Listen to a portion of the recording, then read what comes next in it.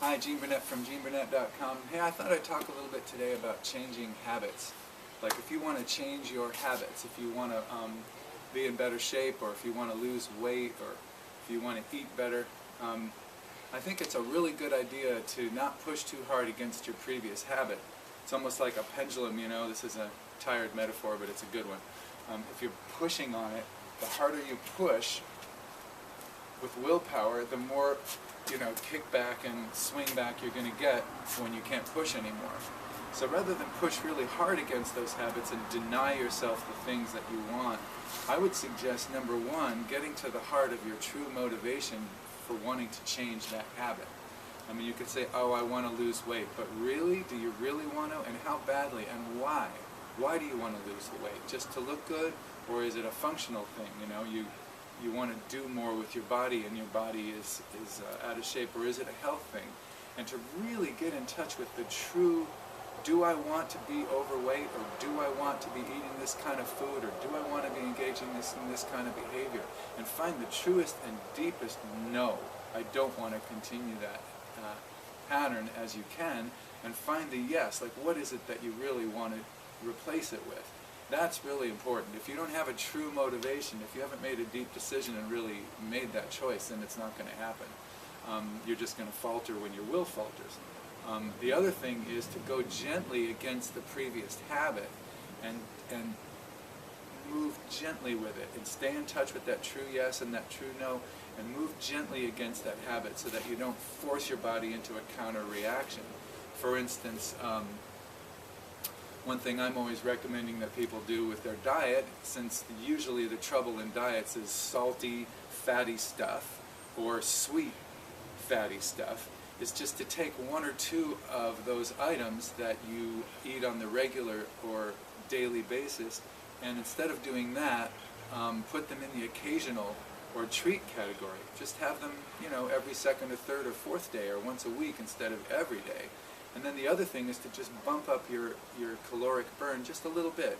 Just walk 2 miles 2 or 3 times a week, or even 1 mile if you're not walking that much. Bump whatever your physical activity level is up just a little bit, so that you're nudging your activity up and nudging your eating down, and that way your body can kind of get used to it.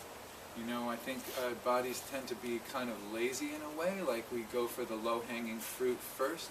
Like, for instance, if you were sitting next to a tree and there was low-hanging fruit under that tree, and that was not the best fruit, but it was low-hanging fruit, but every 5 feet up that tree, the fruit got better and better and better and healthier, but you had to climb that tree to get it. Most of us will pretty much take the low-hanging fruit most of the time, and rather than climb that tree. But if you remove the low-hanging fruit, in this case if you ate them all, or better yet, if you tell yourself that the low-hanging fruit is gone, you're not going to eat the low-hanging fruit, well then you're going to have a craving for that low-hanging fruit, because that's what your habit is, that's what you're so used to. You want your calories in the cheapest, easiest, quickest, fastest, most mouth-satisfying way, and but once you break that habit, then your resources are free from the whining and the craving and the yes and no and should I and shouldn't I. You get over that part, and then you have resources, and your resources are more free to go to the next level and climb the tree up a little bit higher and go for the things that require more energy and more thought and more work, but maybe in the long run better for you. But you're not going to get that by just telling yourself off the bat, I can't have this, I can only eat that. And you're going to climb the tree for a week or two, like most fad diets or campaigns to change happen, and then they fail because you get tired of climbing that tree and there's that low-hanging fruit down there. So you got to be clear about your motivation to change, and then don't push really hard against the habit. Push gently. Just bump things up a little bit in the direction that you're going, and think of it as a lifestyle choice. Think of it as a choice that you're going to do for years, not to get into a bikini like next summer, but to, like, this is going to be, what if you lost 10 pounds a year for the next, 10 years? That's 100 pounds. People think, oh my God, 10 pounds a year, that's nothing. Well, 10 pounds a year is 100 pounds in 10 years. So you're going to get 10 years older anyway, so hopefully. So anyway, go gently against your habits.